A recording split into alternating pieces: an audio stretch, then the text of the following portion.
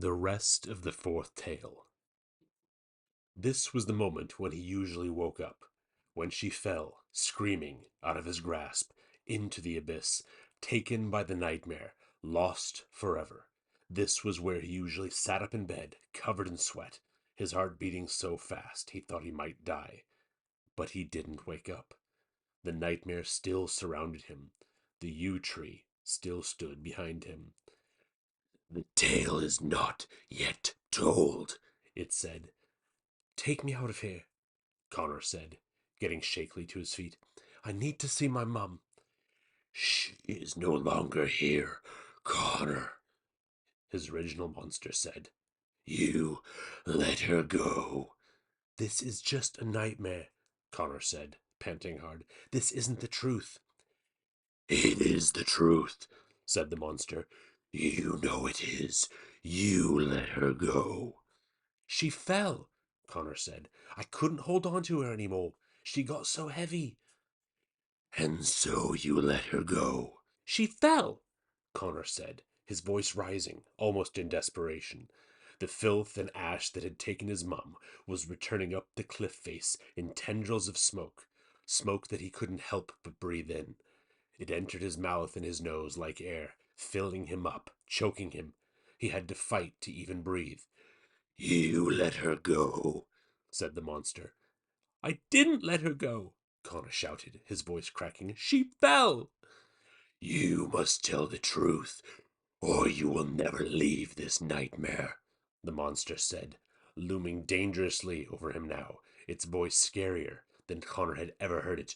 "You will be trapped here, alone, for the rest of your life." "Please let me go," Connor yelled, trying to back away. He called out in terror when he saw that the tendrils of the nightmare had wrapped themselves around his legs. They tripped him to the ground and started wrapping themselves around his arms, too. "Help me!" "Speak the truth," the monster said, its voice stern and terrifying now. "Speak the truth, or stay here forever." "What truth?" Connor yelled, desperately fighting the tendrils. "I don't know what you mean."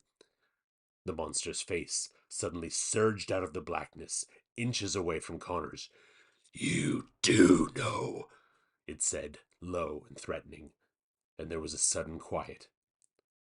Because yes, Connor knew. He had always known. The truth. The real truth. The truth from the nightmare. "No," he said, quietly, as the blackness started wrapping itself around his neck. "No, I can't." "You must." "I can't," Connor said again.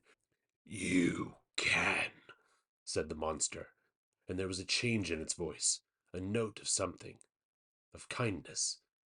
Connor's eyes were filling now.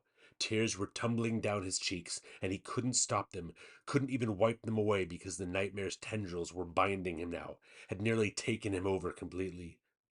"Please don't make me," Connor said. "Please don't make me say it." "You let her go," the monster said. Connor shook his head. "Please." "You let her go," the monster said again. Connor closed his eyes tightly, but then he nodded. "You could have held on for longer," the monster said, "but you let her fall. You loosened your grip and let the nightmare take her." Connor nodded again, his face scrunched up with pain and weeping. "You wanted her to fall." "No," Connor said through thick tears. "You wanted her to go." "No." "You must speak the truth, and you must speak it now. Connor O'Malley, say it. You must." Connor shook his head again, his mouth clamped shut tight, but he could feel a burning in his chest, like a fire someone had lit there, a miniature sun, blazing away and burning him from the inside. "It'll kill me if I do," he gasped. "It will kill you if you do not," the monster said. "You must say it." "I can't." "You let her go." "Why?" The blackness was wrapping itself around Connor's eyes now, plugging his nose and overwhelming his mouth. He was gasping for breath and not getting it. It was suffocating him. It was killing him. "Why, Connor?" the monster said fiercely. "Tell me why, before it is too late." And the fire in Connor's chest suddenly blazed, suddenly burned like it would eat him alive. It was the truth. He knew it was. A moan started in his throat, a moan that rose into a cry, and then a loud wordless yell, and he opened his mouth, and the fire came blazing out to consume everything, bursting over the blackness, over the yew tree too, setting it ablaze along with the rest of the world, burning it back as Connor yelled and yelled and yelled in pain and grief. And he spoke the words. He spoke the truth. He told the rest of the fourth tale.